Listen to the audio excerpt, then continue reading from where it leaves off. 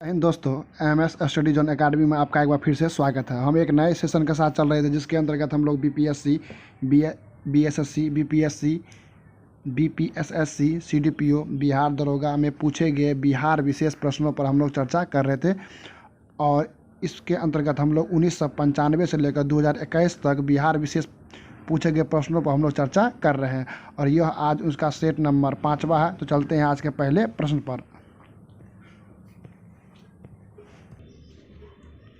आज का पहला प्रश्न है, नालंदा महाविश्वविद्यालय की स्थापना का युग था। तो नालंदा विश्वविद्यालय की स्थापना का जो युग था वो था गुप्त काल में। नालंदा विश्वविद्यालय की स्थापना गुप्त काल में हुई थी। नालंदा विश्वविद्यालय की बात करें तो ये नालंदा विश्वविद्यालय का फिगर आप लोग देख रहे होंगे।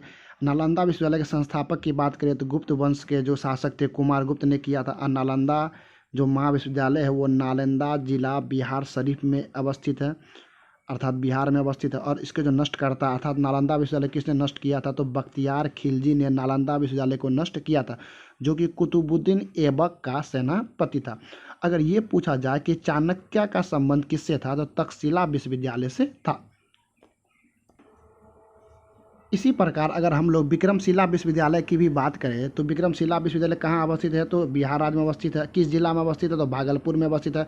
और इसके जो निर्माता है वो विक्रमशिला विश्वविद्यालय के समकक्ष माना, विक्रमशिला विश्वविद्यालय को नालंदा विश्वविद्यालय के समकक्ष माना जाता है।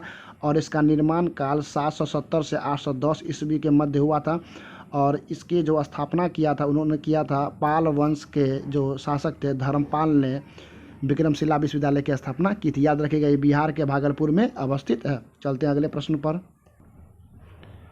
अगला प्रश्न, नालंदा विश्वविद्यालय के विनाश का कारण था। तो मैंने अभी तुरंत बताया था कि नालंदा विश्वविद्यालय के ध्वस्त कुतुबुद्दीन ऐबक का सेनापति बख्तियार खिलजी ने किया, जो कि एक मुस्लिम आक्रमणकारी थे। जिसका जो आंसर होगा वो होगा ऑप्शन नंबर ए। कुषाण वंश के संस्थापक की बात करें तो कुषाण वंश के संस्थापक थे कुजुल कडफिसेस और इसके महान शासक थे कनिष्क। याद रखिएगा। मुगल वंश के संस्थापक बाबर थे। चलते हैं अगले प्रश्न पर। 1857 के विद्रोह का बिहार में 15 जुलाई 1857 से 20 जनवरी 1858 तक केंद्र था। तो इसका जो आंसर होगा वो होगा option number D, Jagdishpur. Jagdishpur इसका मुख्य केंद्र था। 1857 की बात करें तो 1857 का स्वतंत्रता संग्राम मेरठ से प्रारंभ होकर दिल्ली, उत्तर प्रदेश, मध्य प्रदेश तथा बिहार तक फैल गया था। पटना में इसका नेतृत्व वीर कुंवर सिंह ने किया था, जो जगदीशपुर के जमींदार थे। याद रखिएगा, वीर कुंवर सिंह कौन थे, तो जगदीशपुर के जमींदार थे। उन्हें बिहार के बाहर आजमगढ़ तथा गाजीपुर में भी काफ़ी सफलता मिली। काफ़ी मुसीबत सहकर अंग्रेज़ों का वीरता और चतुराई से मुकाबला करते हुए उन्होंने जगदीशपुर पर पुनः अधिकार कर लिया था, परंतु 1858 ईस्वी में इसकी मृत्यु हो गई थी। तो ये बहुत बार पूछा जाता है कि वीर कुंवर सिंह कहाँ के थे, तो याद रखिए कि जगदीशपुर के जमींदार थे और उसकी मृत्यु कब हुई थी, तो 1858 ईस्वी में। और 1858 में बिहार में जो इसका मुख्य केंद्र रहा था वो रहा था जगदीशपुर। चलते हैं अगले प्रश्न पर। पटना के 1857 के स्वतंत्रता संग्राम में नेता थे, तो राजपूत वीर कुंवर सिंह इसके महान स्वतंत्रता सेनानी थे अर्थात नेता थे। पूर्व में बंगाल का दुख अर्थात सौरो ऑफ बंगाल कही जाने वाली बिहार के उद्गम से होने वाली नदी है। तो ये बहुत पुराना क्वेश्चन है, जिसका जो आंसर होगा वो होगा दामोदर नदी। जब झारखंड बिहार से अलग नहीं हुआ था तब दामोदर नदी बिहार से निकलती थी, परंतु वर्तमान समय में दामोदर नदी, जिसे बंगाल का शोक कहते हैं, दामोदर नदी झारखंड के लातेहार जिला से उद्गमित होती है। इसे बंगाल का शोक नदी भी कहा जाता है। बिहार में गरीबी रेखा के नीचे लोगों की अधिकतम संख्या होने का क्या कारण है, इसका जो आंसर होगा वो होगा ऑप्शन डी, अर्थात भूमि सुधारों की असफलता के कारण भी बिहार में गरीबी है। राजनीतिक इच्छा का अभाव के कारण भी बिहार में गरीबी है। श्रमिक वर्ग की अधिक संख्या होने के कारण भी बिहार में गरीबी है। चलते हैं अगले प्रश्न पर। बिहार की 1981 से 91 के दशक में जनसंख्या वृद्धि की दर है, ऑप्शन सी 23.54%। महात्मा गांधी तथा उनके सहयोगियों की 1942 ईस्वी में हुई धरपकड़ से बिहार में दंगे हुए। इनमें रेल सेवा पूर्ण रूप से ठप हो गई। इसमें अधिकतम प्रभावित जिला था, तो इसमें जो सबसे अधिकतम प्रभावित जिला था वो था पटना।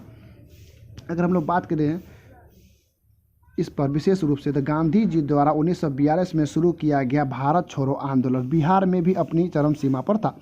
यहाँ यह आंदोलन पटना में सर्वाधिक प्रभाव छोड़ा था। यहाँ रेलगाड़ियों को रोका गया तथा पटरियों को उखाड़ा भी गया। पटना के अलावा यह गया, भागलपुर, सारण, पूर्णिया, शाहाबाद, मुजफ्फरपुर और चंपारण में भी फैल गया था। 16 अगस्त तक समस्त बिहार में गंगा घाटी में हिंसा फैल गई थी, इसलिए इसका जो आंसर होगा वो होगा पटना। अगला प्रश्न, रामविलास सिंह फॉरवर्ड ब्लॉक के एक सक्रिय सदस्य थे, उसका जिला था। तो इसका जो आंसर होगा वो होगा ऑप्शन नंबर डी। याद रखिएगा, फॉरवर्ड ब्लॉक से जुड़े हुए जो व्यक्ति थे रामविलास सिंह, उसका संबंध कहाँ से था, तो ये मुंगेर से था।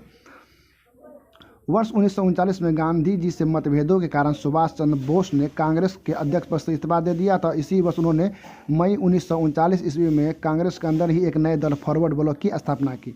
पूछा जाए कि फॉरवर्ड ब्लॉक की स्थापना किसने की, तो सुभाष चंद्र बोस ने। कब की, तो मई 1939 ईस्वी में। मुंगेर बिहार के रामविलास सिंह फॉरवर्ड ब्लॉक के एक सबसे सक्रिय सदस्य थे। चलते अगले प्रश्न पर।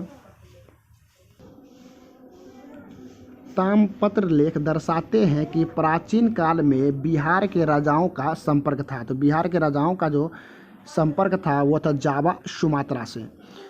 गुप्त काल के बाद बिहार के साथ ही समूचे भारतीय क्षेत्र ने व्यापारिक उद्देश्य दक्षिण पूर्वी एशिया के देशों के साथ अपनी दोस्ती बढ़ाई, जिसमें इंडोनेशिया में स्थित जावा और सुमात्रा द्वीपों का सबसे महत्वपूर्ण स्थान है। बात करें अगले प्रश्न की, तो विक्रमशिला शिक्षा केंद्र के संस्थापक का नाम क्या है। तो मैंने अभी तुरंत बताया था, विक्रमशिला के जो संस्थापक थे वो थे धर्मपाल। विक्रमशिला की बात करें तो बिहार के भागलपुर जिले में स्थित विक्रमशिला नालंदा के समान एक अंतर्राष्ट्रीय शिक्षा का केंद्र रहा है। विक्रमशिला के महाविहार की स्थापना पाल शासक धर्मपाल ने करवाई थी। उसने यहाँ मंदिर और मठ बनवाए तथा उदारतापूर्वक अनुदान किया था। धर्मपाल के उत्तराधिकारियों ने 13वीं सदी तक इसे राजकीय संरक्षण भी प्रदान किया था। चलते हैं अगले प्रश्न पर। अगला प्रश्न है, डॉक्टर राजेंद्र प्रसाद ने 9 अगस्त 1942 ईस्वी को गिरफ्तार करके कहाँ भेजा गया था। तो डॉक्टर राजेंद्र प्रसाद को गिरफ्तार करके बांकीपुर जेल में भेजा गया था। 1942 ईस्वी के भारत छोड़ो आंदोलन के दौरान डॉक्टर राजेंद्र प्रसाद को गिरफ्तार करके बांकीपुर जेल में रखा गया था। डॉक्टर राजेंद्र प्रसाद संविधान सभा के अस्थायी अध्यक्ष थे। ये भारत के पहले राष्ट्रपति बने तथा डॉक्टर राजेंद्र प्रसाद को भारत का सर्वोच्च सम्मान भारत रत्न भी दिया गया है। याद रखिएगा, डॉक्टर राजेंद्र प्रसाद को गिरफ्तार करके कहाँ भेजा गया था, तो बांकीपुर जेल में भेजा गया था। इसी के साथ आज का वीडियो को समाप्त करते हैं। मिलते हैं अगले वीडियो में। अगर आप इस चैनल पर नए हैं तो चैनल को लाइक, शेयर एंड सब्सक्राइब जरूर करें। जय हिंद, जय भारत।